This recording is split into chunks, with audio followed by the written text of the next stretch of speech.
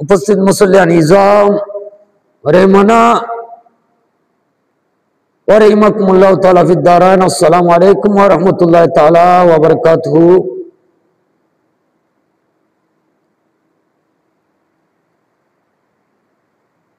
অতি সম্প্রতি আমার নবী আকা মাওলা মুহাম্মদুর রাসূলুল্লাহ সাল্লাল্লাহু তাআলা আলাইহি ওয়াসাল্লামের ইলমে গায়ব বিষয়ে এক শ্রেণীর মোল্লা মৌলবীদের আফিত্তি অভিযোগ এবং নবী ইলমে গায়বে জানেন এই বিশ্বাস যদি করা হয় তাদের ভাষায় তা হবে নাকি আল্লাহর সাথে সুস্পষ্ট কুফরি শিরক, আল্লাহর সাথে সুস্পষ্ট শিরক হবে।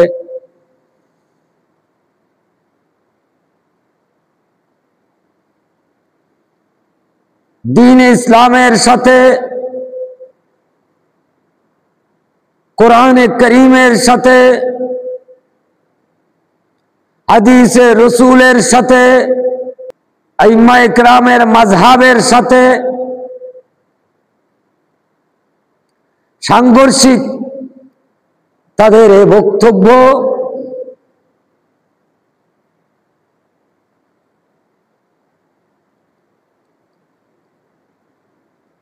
তাদের বক্তব্যের প্রেক্ষিতে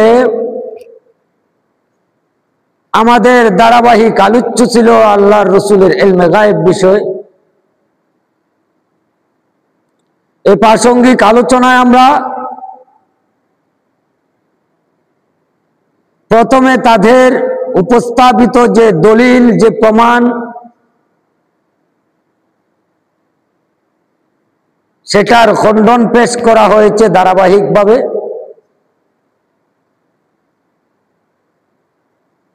পাশাপাশি কোরআন সুন্নাহ থেকে আল্লাহর প্রিয় রাসূল সাল্লাল্লাহু আলাইহি ওয়াসাল্লামের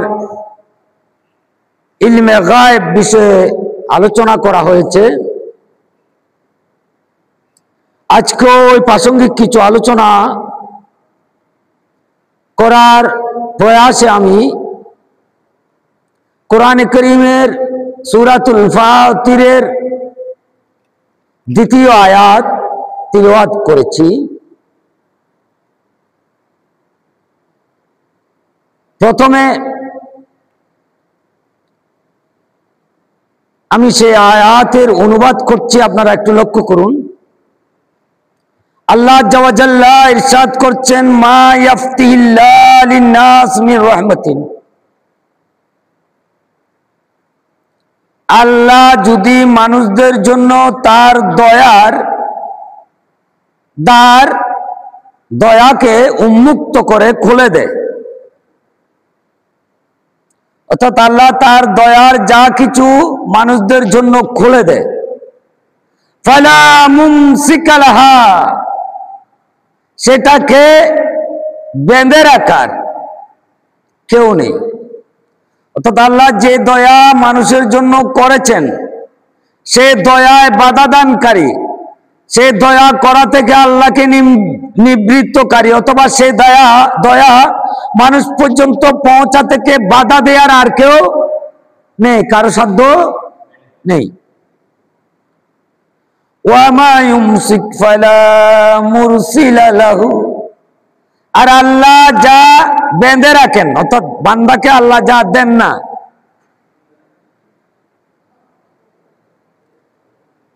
সেটা বান্দা পর্যন্ত পৌঁছিয়ে দেওয়ার ক্ষমতা রাখে এমন কেউ নাই।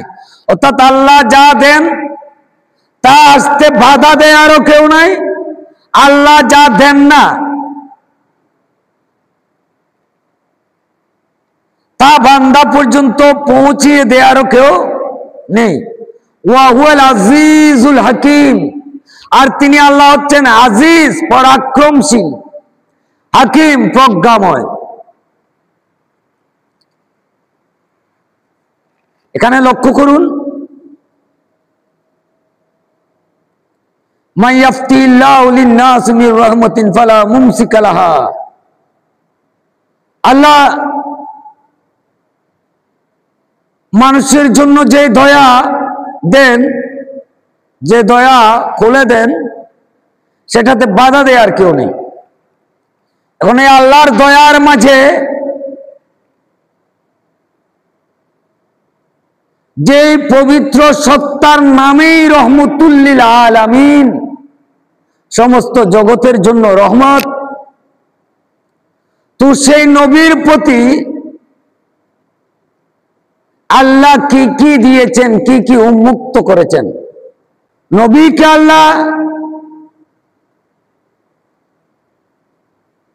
কি দিয়েছেন, এই হিসাব যদি আমরা করতে যাই,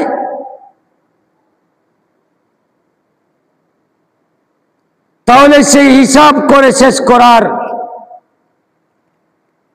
কোন ধরনের সম্ভাবনা, সুযোগ, সামর্থ্য, শক্তি আমাদের নেই। আমরা বলতে পারি আল্লাহ এমন কি নিজের কাছে রেখে দিয়েছেন যা নবীকে দেননি, এটা আমরা বলতে পারি। অর্থাৎ আল্লাহ এমন কি আছে যা নবীকে দেননি।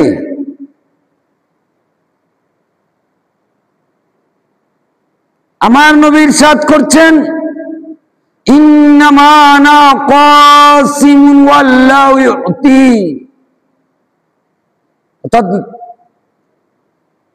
আমি হই কাসিম, বন্টনকারী, আর আল্লাহ ইউতি, দেন।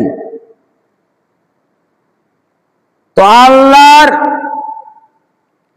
দেয়ায় নবী বন্টনকারী।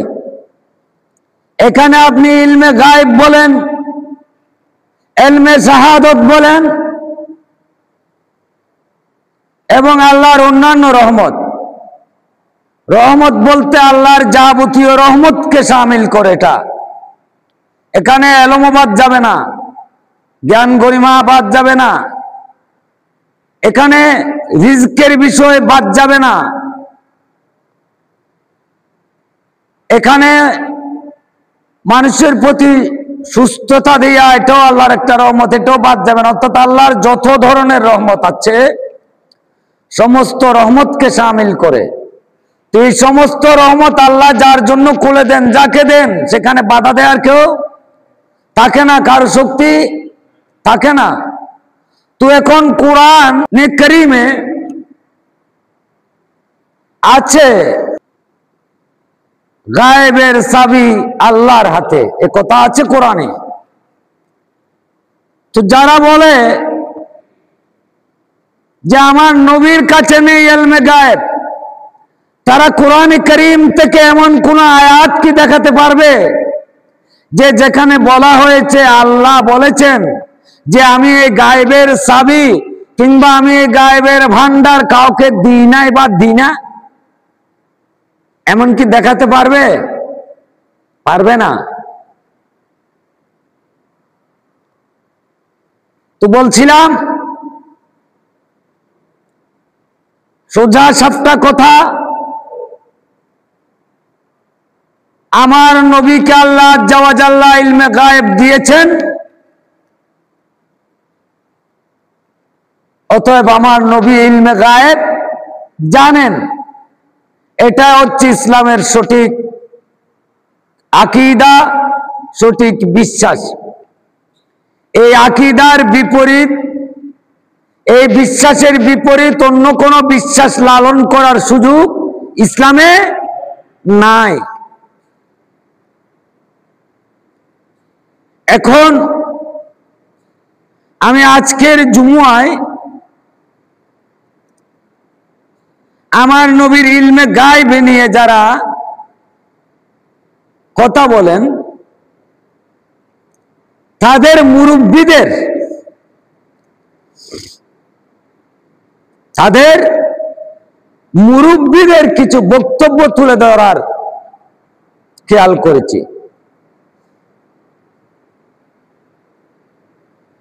আজকের দিনে যারা বলে যে নবী ইলমে গায়েব জানেন, এই কথা যদি কেউ বিশ্বাস করে সেটা আল্লাহর সাথে সুস্পষ্ট শিরক করা হবে।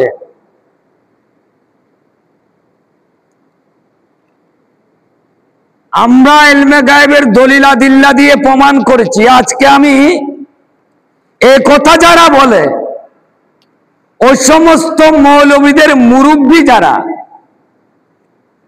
ওই সমস্ত মৌলবীদের আকাবের যারা, শীর্ষস্থানীয় আলেম যারা, যে সমস্ত আলেমের অনুসারী হিসেবে তারা নিজেদেরকে দাবি করে, তাদের ওই সমস্ত মুরব্বীরা কি বলেছে সেটা আজকে আমি আলোচনা করব। আমাদের দেশে যাদেরকে আমরা কওমি বলি, কি বলি? আরাসি টেঙ্গল কিন্তু কওমি নয়, তারে ওয়াবি হই, কি হই? ওয়াবি। তারা রাগ করে যে আমরা তাদেরকে কেন ওয়াহাবি বলি। ওয়াহাবি কেন বলি? এই ইতিহাস, এটার ইতিবৃত্ত বড় লম্বা। আজকে আমি সেই আলোচনা করব না। আমি আজকে জাস্ট তারা নিজেরা নিজেদেরকে যে পরিচয় দেয়, তারা তাদের ধর্ম দর্শনকে দেওবন্দি মানহাজ বলে। দেওবন্দি মানহাজ অর্থাৎ দেওবন্দের যে রীতি নিয়ম সিস্টেম, সেই সিস্টেম, অর্থাৎ তারা নিজেদেরকে দেওবন্দি বলে, কওমি বলে। আমরা ওয়াহাবি বলি, আমি বলবো না সেটা, কিন্তু তারা নিজেরা নিজেদেরকে কি বলে? কওমি দেওবন্দি, কওমি দেওবন্দি। আমরা ওয়াহাবি বলি, আমি বলবো না আজকে সেটা, কিন্তু তারা নিজেরা নিজেদেরকে কওমি আর দেওবন্দি বলে। এবং আমার কাছে দলিল আছে তারা নিজেরা নিজেদেরকে ওয়াহাবিও বলেছে, তাদের আকাবেরদের। ওগুলো আজকে আলোচনা আমি করব না। তো এই দেওবন্দি, তারা নিজেরা নিজেদেরকে দেওবন্দি বলে, অর্থাৎ তারা নিজেদেরকে দেওবন্দি মানহাজের অনুসারী দাবি করে। দেওবন্দ হচ্ছে যেটা হিন্দুস্তানের একটা জায়গা, যেখানে দারুল উলুম দেওবন্দ একটা মাদ্রাসা আছে।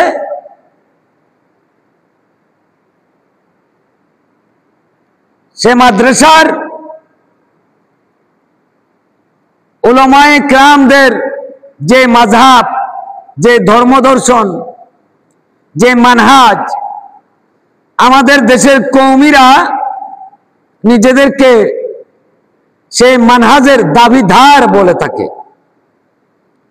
তো আমরা জানি এই দেওবন্দ মাদ্রাসা প্রতিষ্ঠা করেছে মৌলভী কাসেম নানুতুবি। কাসেম নানুতুবি দেওবন্দ মাদ্রাসার প্রতিষ্ঠাতা। এই কাসেম নানুতুবির পীর, অর্থাৎ দেওবন্দ মাদ্রাসা যিনি প্রতিষ্ঠা করেছে তার পীর, এবং দেওবন্দীদের মান্যবর হাকিমুল উম্মত, জামিউল মুজাদ্দিদিন আশরাফ আলী থানভীর পীর, দেওবন্দীদের কুতবে রব্বানী রশিদ আহমদ গাঙ্গুহির পীর, হযরত ইমদাদুল্লাহ মুহাজিরে মক্কি আলাইহির রহমা,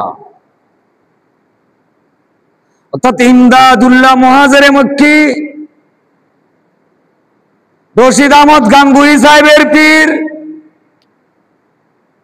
আশরাফ আলী থানভী সাহেবের পীর, আশরাফ আলী থানভীর পীর, কাসেম নানুতুবির পীর, এই সবার পীর যিনি ওই রশিদ আহমদ গাঙ্গুহি, তার শামাইল ইমদাদিয়ার 110 পৃষ্ঠায় লিখেছেন, খুব খেয়াল করবেন, এগুলো উর্দু কথা, আপনারাও বুঝবেন। লোক कहते हैं, লোক कहते हैं, লোকেরা বলে, কে যে इल्म गायब अंबिया व औलिया को नहीं होता, অর্থাৎ মানুষরা বলে যে ইলমে গায়েব নবী এবং ওলিদের কাছে হয় না বা তাদের নিকট থাকে না। এই কথা কারা বলে? লোকেরা। মাই कहता हूं, ইমদাদুল্লাহ মুহাজিরে মক্কি বলছেন, মাই कहता हूं, আমি বলি। তো আমি কি বলি? কে আলে হক जिस तरफ नजर करते हैं दरियाफ्त इदराग मुगीबात का उनको होता है। উনি বলছেন আলে হক অর্থাৎ যারা সত্যের অনুসারী, যারা সত্যের অনুসারী তারা যেদিকেই দৃষ্টি দেয়, তারা যেদিকে নজর দেয়, দৃষ্টি দেয়, দরিয়াফত ইদরাক মুগীবাত কা উনকো হোতা है, অর্থাৎ গায়েব বিষয়গুলির অনুভব অনুভূতি তাদের হয়, জানা অবগতি হয়ে যায়, তারা যেদিকে দৃষ্টি দেয়। আসল মে ইলম হক है, প্রকৃতপক্ষে এই ইলমটি হচ্ছে ইলমে হক, অর্থাৎ তারা যে ইলমে গায়েব জানেন এটা হক, এটা সত্য, এটা সঠিক। हज़रत इस्लाम को हुदैबिया और हजरत आयशा के मुआमलात की खबर न थी, उसको दलील अपने दावा की समझते हैं, ये गलत है, क्योंकि इल्म के वास्ते तवज्जो जरूरी है। ইমদাদুল্লাহ মুহাজিরে মক্কি এখানে বলছেন, যারা নবী ওলিদের নিকট ইলমে গায়েব থাকে না বা হয় না বলে, তারা তাদের দাবির পক্ষে দলিল দেয় যে আমার নবী হুদায়বিয়ার অবস্থা সম্পর্কে জানতো না এবং উম্মুল মুমিনিন আয়েশা সিদ্দিকা রাদিয়াল্লাহু তাআলা আনহার উপর যে অপবাদ দিয়েছিল তারা সেটা সম্পর্কে জানতো না, এটাকে দলিল হিসেবে নেয় তারা। সেটা অনেক বড় বিতর্কের ব্যাপার, হুদায়বিয়ার মা আয়েশা সিদ্দিকা রাদিয়াল্লাহু তাআলা আনহার তহমতের বিষয়, আমি ওদিকে যাচ্ছি না। তো এখানে আমি ইমদাদুল্লাহ মুহাজিরে যা বলছে তাই বলছি। উনি বলছেন যে তারা দলিল নেয় যে হুদায়বিয়ার বিষয়ে নবীর অবগতি ছিল না, মা আয়েশার প্রতি তারা যে তহমত দিয়েছিল, অপবাদ দিয়েছিল, সেটার বিষয়ে নবীর অবগতি ছিল না, এটা নবীর না জানার দলিল। তো ইমদাদুল্লাহ মুহাজিরে বলছে, আমি বলছি আরে এটা জানার জন্য তো ওইদিকে মনোযোগ দেওয়া লাগে। কি দেয়া লাগে? তো আমার নবী মনোযোগ দিয়েছেন বা কই যে জেনে নিবেন? এটা হচ্ছে ইমদাদুল্লাহ মুহাজিরে মক্কির কথা। তাহলে ইমদাদুল্লাহ মুহাজিরে মক্কির দাবি হচ্ছে নবী ওলিদের ইলমে গায়েব থাকে, আছে। এখন তাদের বক্তব্য যদি সঠিক হয় যে আল্লাহ ছাড়া কারো কাছে ইলমে গায়েব আছে বা কেউ ইলমে গায়েব জানে, এই বিশ্বাস রাখলে যদি আল্লাহর সাথে শিরিক হয়, তাহলে যিনি শিরিক করেন সে কি হবে? মুশরিক। সে কি হবে? তাহলে তাদের ফতোয়া মতে তাদের গুরুদের গুরু অর্থাৎ দেওবন্দ মাদ্রাসার প্রতিষ্ঠাতার পীর সাহেব ইমদাদুল্লাহ মুহাজিরে মক্কি মুশরিক হয়ে যাবে কিনা আমি বুঝাতে পারছি আপনাদের?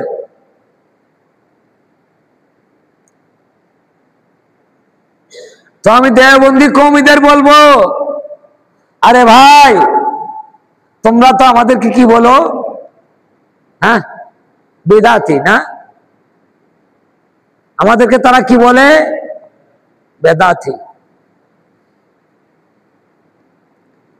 আজকে সেটার উত্তর দেওয়ার সময় নেই, তবে আমি বলছি তোমরা বেদাতিদেরকে মুশরিক বানাবার জন্য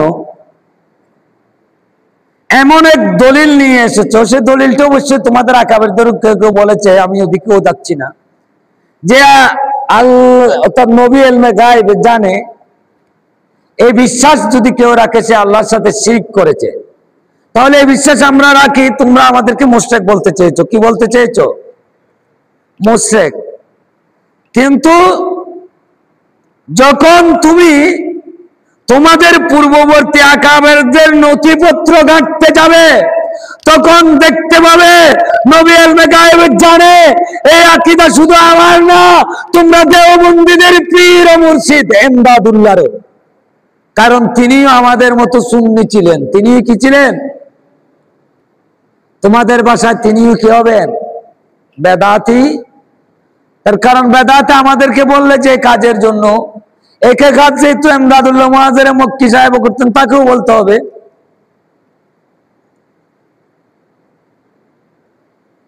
তাকেও বলতে হবে। এবং ইলমে গায়েব বিষয়ে যেহেতু এমদাদুল্লাহ বলছেন, তারা জানেন, তাহলে এটা যদি শিরিক হয়, এমদাদুল্লাহ মুআজ্জেরে মক্কিটাও শিরিক হবে। তোমাদেরকে তাকেও মুশরিক ফতোয়া দিতে হবে, তাকেও মুশরিক ফতোয়া দিতে হবে। তো এখন পীরের পীরেই যদি মুশরিক হয়ে যায়, এখন তারা মুশরিক না হয়ে মুসলমান হয় কি করে? হবে? এরপরে সব কিছু বলার সুযোগ নেই, আমি দু একটা কথা বলছি। নানুতুবি সাহেবের বক্তব্য,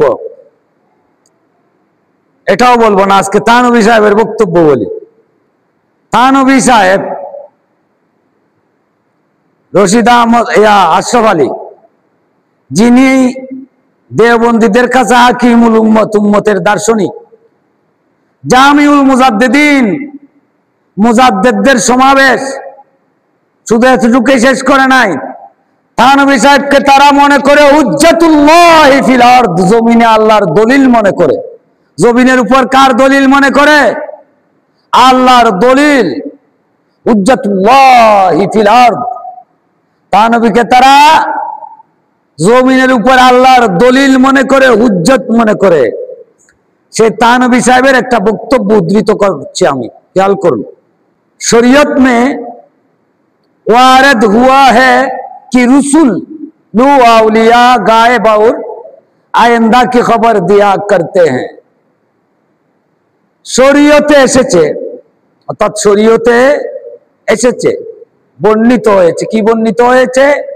রসুল। রসুল এটা রসুলের বহু বচন, নবীগণ, রসুলগণ, ও আউলিয়া এবং আউলিয়াগণ, গায়েব অদৃশ্য, আর আয়েন্দা এবং ভবিষ্যতের খবর দিয়া করতে হ্যাঁ।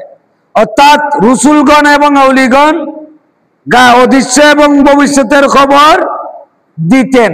এ কথা শরীয়তের কিতাবে কি আছে?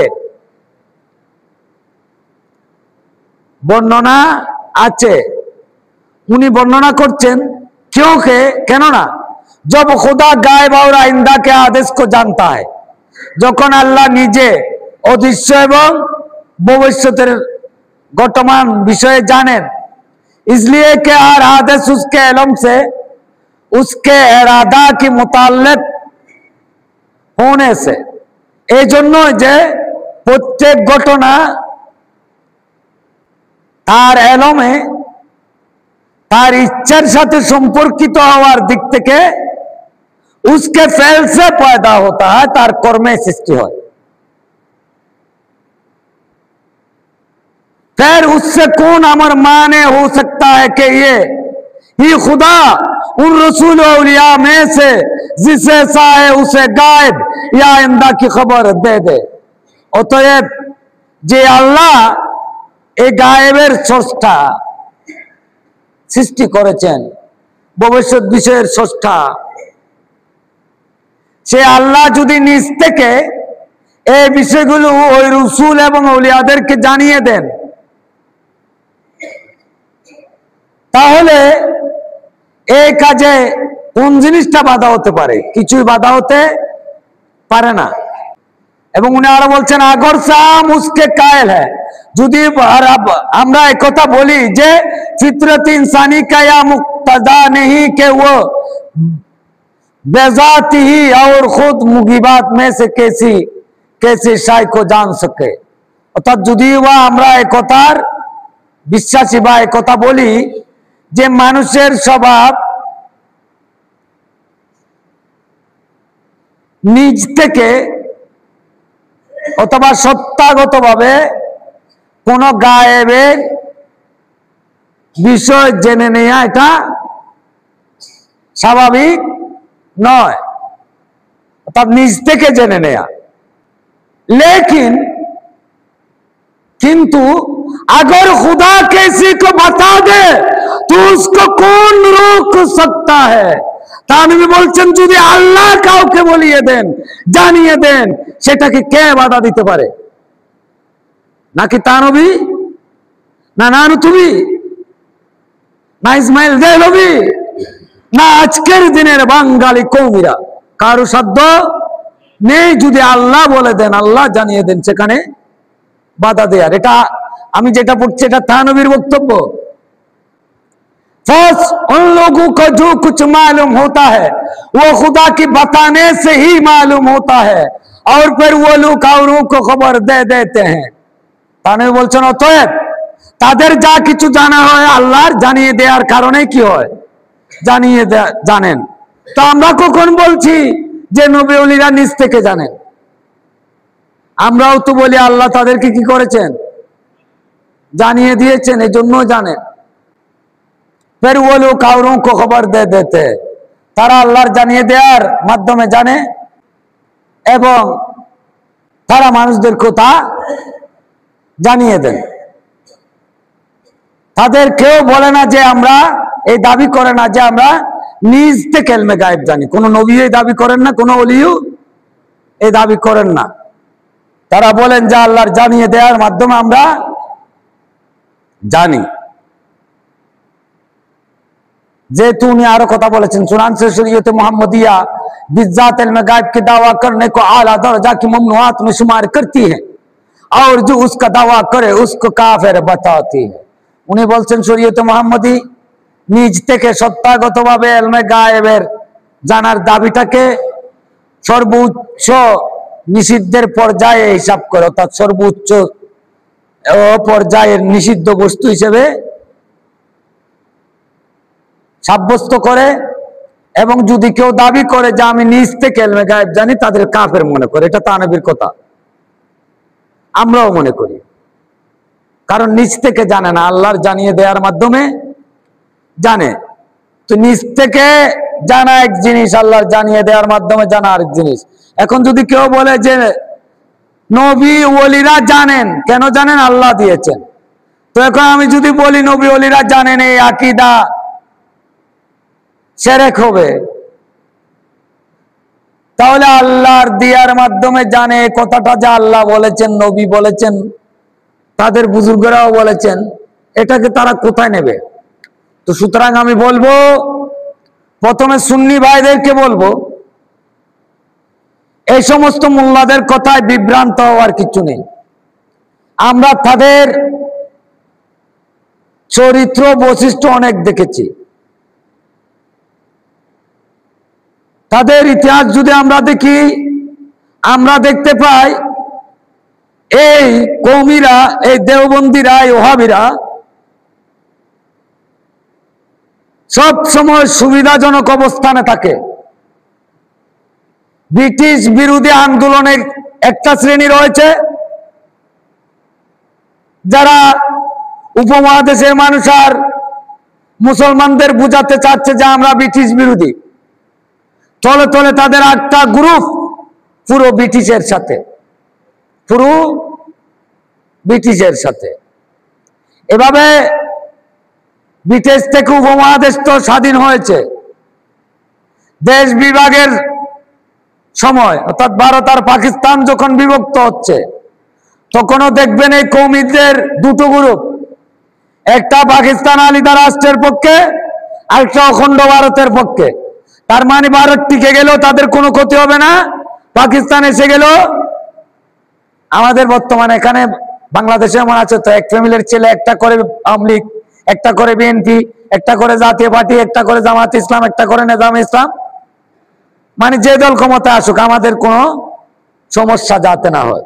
এই ওয়াহাবিদের এই চরিত্র আজকের না। দেশ বিভাগের সময় তারা কিছু পাকিস্তানপন্থী, কিছু অখণ্ড ভারতপন্থী। আবার পাকিস্তান থেকে যখন আমাদের বাংলা হচ্ছে,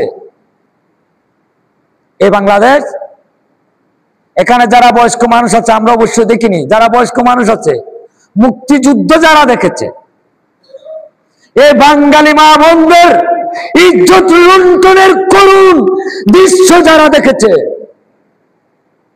তারা কখনো এই পাকিস্তানিকে সমর্থন সাপোর্ট করতে পারে না। এই বাংলায় তাদের জোর জুলুম যারা দেখেছে।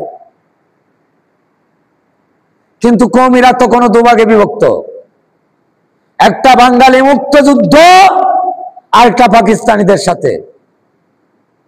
তার মানে সুবিধাজনক অবস্থান বাংলাদেশ হয়ে গেলে যারা মুক্তিযুদ্ধ হিসেবে যুদ্ধ করেছে, তারা যারা পাকিস্তানি হিসেবে ছিল তাদেরকে সেফটি দেবে। আর যদি পাকিস্তান টিকে যায়, যারা পাকিস্তানের সাথে ছিল তারা মুক্তিযুদ্ধে যারা নেমেছিল তাদেরকে নিরাপত্তা দেবে। এটা কওমিদের পুরনো কৌশল।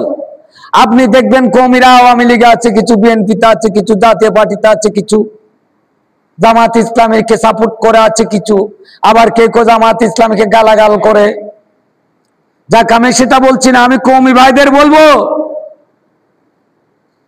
যে তোমরা আমাদেরকে বিদআতি বলে মুশরিক বানাতে চাইলে তোমাদের এই দলিল আদিল্লাহ মতে তোমাদের আকাবের তানবী সাহেব মুশরিক হয়ে যাবে, তোমাদের আকাবেরদের পীর ও মুর্শিদ এমদাদুল্লাহ মুআজ্জের মক্কি বেদাতি এবং মুশরিক সবকিছু হয়ে যাবেন। সুতরাং আগে গড় সামলান।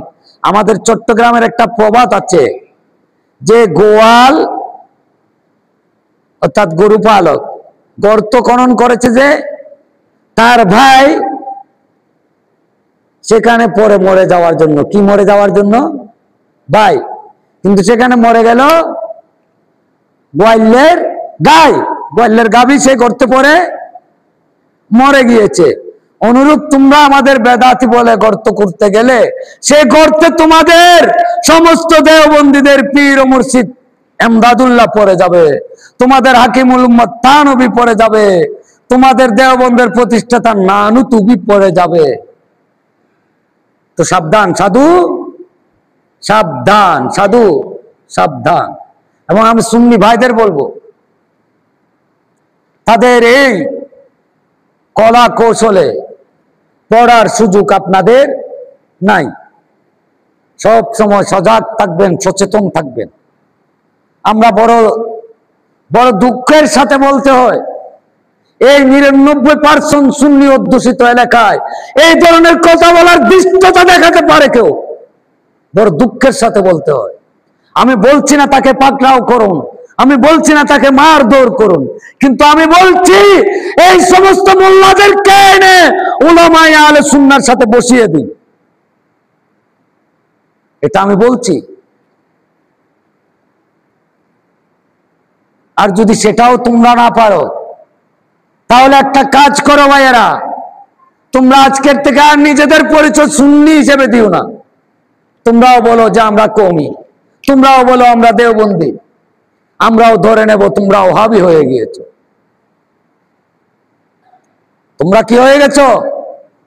ওহাবি হয়ে গেছো। আর যদি তোমরা ওহাবি হয়ে না থাকো, তোমরা সুন্নি হয়ে থাকলে আমি বলবো এই ধরনের দৃষ্টতা যে মোল্লা দেখিয়েছে, সেই মোল্লাকে উলামায়ে আহলে সুন্নাহর সাথে এনে বসিয়ে দিন, সে প্রমাণ করুক তার দাবি যদি সে প্রমাণ করতে পারে, আমি উলামায়ে আহলে সুন্নাহর পক্ষ থেকে প্রতিশ্রুতি দিচ্ছি আমরা তার আকীদা গ্রহণ করব। আর যদি সে প্রমাণ না করতে পারে, কিয়ামত পর্যন্ত তো প্রমাণ করতে পারবে না, ইনশাআল্লাহ পারবে না। যদি না করতে পারে তাহলে আমাদের আকীদা সে বিশ্বাস করবে, তওবা করবে, এই তো যথেষ্ট। এখানে মারামারির দরকার তো হয় না, পিটাপিটির দরকার হয় না, শক্তি প্রদর্শনের দরকার হয় না। এটা কেন পারবো না? আমি একটা কথা যদি বলি, আমার কথাটা নিয়ে যদি একজন সাধারণ মানুষ আমার সাথে বসতে চায়, আমি কেন বসতে পারবো না? আমার তো বসা উচিত। তাহলে আমি তাকেও বলবো, তার কথার উপর যদি তার আস্থা থাকে বা না থাকে, থাক বা না থাক, সে বসুক, বসতে তার অসুবিধা কোথায়? আল্লাহ বুঝার তৌফিক দান করুন, আমিন। ওয়া মা আলাইনা ইল্লাল বালাগ। আসসালামু আলাইকুম ওয়া রাহমাতুল্লাহি তাআলা ওয়া বারাকাতুহু।